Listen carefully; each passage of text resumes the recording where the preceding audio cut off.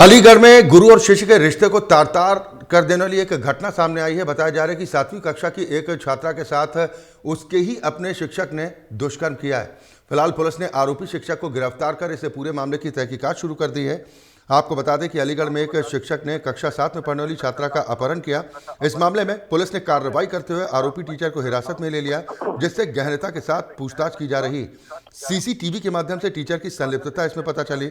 इस मामले में एसपी ग्रामीण पलाश बंसल ने बताया कि नाबालिग बच्ची की उम्र 12-13 साल की है। छुट्टी के बाद नाबालिग लड़की घर वापस लौटकर नहीं आई। थाना गंगीरी में मुकदमा दर्ज कराया गया था। वहीं पुलिस ने सक्रियता दिखाते हुए लड़की को बरामद कर लिया है। लड़की को मेडिकल परीक्षण के लिए भेजा गया है और जल्द ही न्यायालय में पेश कर आगे की कार्रवाई की जाएगी।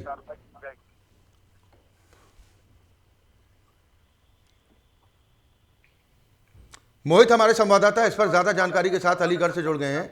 मोहित, रिश्तों को शर्मसार कर देने वाली घटना है। गुरु शिष्य का रिश्ता इस तरह से तार तार कर दिया। अपने गुनाह को कबूल किया आरोपी शिक्षक ने।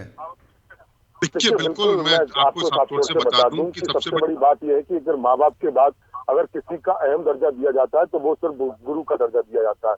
लेकिन यह गुरु और शिष्य के रिश्ते को कलंकित करने वाला मामला थाना गंगीरी में सामने देखने को मिला है, जहाँ कक्षा 7 में पढ़ने वाली एक शिक्षिका को उसके ही जो क्लास टीचर है, जो हिंदी के टीचर है, सबसे बड़ी बात ये चली कि जो टीचर है वो सरकारी टीचर है। 85,000 के आसपास वो सैलरी पा रहे हैं, जिनकी उम्र लगभग 45 से 50 वर्ष की हुई होगी। उनकी अपनी खुद की बेटी लगभग 18 साल की है।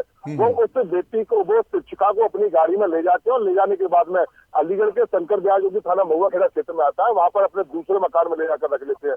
रखने के बाद में परिवार वालों की बात तो मैं ये कहा कि रखने के साथ में उनकी उसकी नाबालिग बेटी के साथ दुष्कर्म किया है। वही पुलिस की माने तो पुलिस का भी तो यही साफ तौर से कहना है कि जो पीड़िता है उसका मेडिकल कॉलेज कराया, मेडिकल के लिए भेज दिया और मेडिकल में जो सत्य सामने आएंगे उसके आधार पर विधिक कार्रवाई की जाएगी।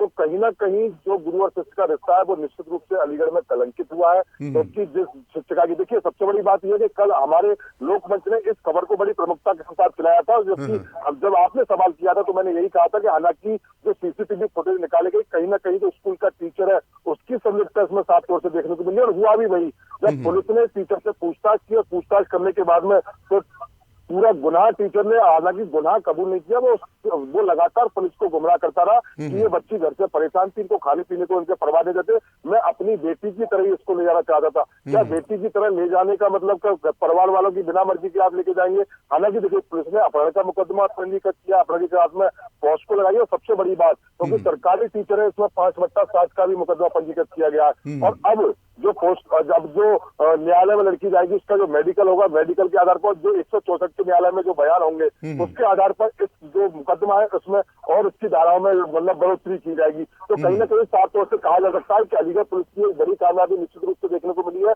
24 घंटे के भीतर उन्होंने उस मासूम को खोज निकाला, जो कि कल स्कूल 18 तारीख की घटना है। पूरी जो स्कूल जब छात्रा गई थी, छात्रा के स्कूल जाने के बाद में तभी जब छुट्टी हुई थी, छुट्टी में तमाम पुलिस ने सीसीटीवी फुटेज निकाले। हालांकि देखिए एसएसपी कराने की मॉनिटरिंग में ये पूरी रात 3 टीमें बनाई गई और एसएसपी ने खुलासा करने वाली टीम को 25,000 रुपए इनाम देने की घोषणा भी की है। तो कहीं ना कहीं एक बड़ा अलीगढ़ पुलिस की तरफ से बड़ा कामयाबी इसको जरूर कही जाएगी, क्योंकि जिस तरीके से परिवार वाले लगातार आशंका जता रहे थे मेरी मासूम बेटी है, उसके साथ में कुछ गलत ना हो जाए, तो जो अंदर से था परिवार वालों को। लेकिन सबसे बड़ी बात यह है कि जो स्कूल का टीचर है वही इसमें आरोपी निकला, तो निश्चित रूप से कहा जा सकता है कि क्योंकि जो हम लोग बिल्कुल मोहित, जो आपने जानकारी दी कि ये बच्ची नाबालिग है, 12-13 साल की उम्र इस बच्ची की बताई जा रही है, जिसके साथ दुष्कर्म करने का आरोप उसके शिक्षक पर ही लगा है।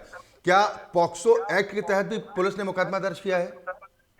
देखिए बिल्कुल निश्चित रूप से, जैसे मैंने आपको बताया कि पॉक्सो एक्ट में भी मुकदमा पंजीकृत किया। पॉक्सो एक्ट के बराबर 5/7 लगाई गई है। यानी कि अगर कोई सरकारी आदमी अगर कोई ऐसे घिनौने कृत्य करता है तो वैसे 4/7 लगती है। अगर कोई सरकारी आदमी अगर इस तरीके की हरकतें करता है तो उसमें 5/7 लगाई जाती है। यानी कि जो धारा जिस इसका भी 5/7 से बोल रहा हूँ कि नॉर्मल धाराओं में जो 10 वर्ष की सजा होती है, वही अगर सरकारी आदमी करते हैं तो वो 10 डबल हो जाती है, यानी कम से कम 20 साल की सजा का उसका प्रावधान है। तो हालांकि पुलिस अपनी तरफ से लगातार मुस्तैदी से काम कर रही है, क्योंकि पुलिस ने देर रात से लगातार मॉनिटरिंग की, सीसीटीवी निकाले गए, सर्विलांस की लगातार मदद ली गई। अब देखना यह कि अलीगढ़ पुलिस ने बड़ा खुलासा जरूर साफ तौर से किया है और अब देखना यही होगा कि आखिर जो 164 के बयान होते हैं और मेडिकल के आधार पर अब कुछ मुकदमे में और क्या क्या कार्रवाई की जाती है। चलिए बिल्कुल, बहुत शुक्रिया मोहित इस खबर पर तमाम जानकारी और बातचीत के लिए। तो पुलिस ने इस मामले का पर्दाफाश करते हुए आरोपी शिक्षक को गिरफ्तार कर लिया है। बताया जा रहा है कि पॉक्सो एक्ट के तहत भी मुकदमा दर्ज किया गया है और पुलिस टीम को 25,000 रुपये इनाम देने की घोषणा भी की गई है।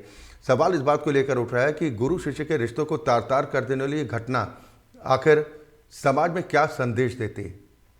वक्त एक ब्रेक का, फौरन हाजिर होता है।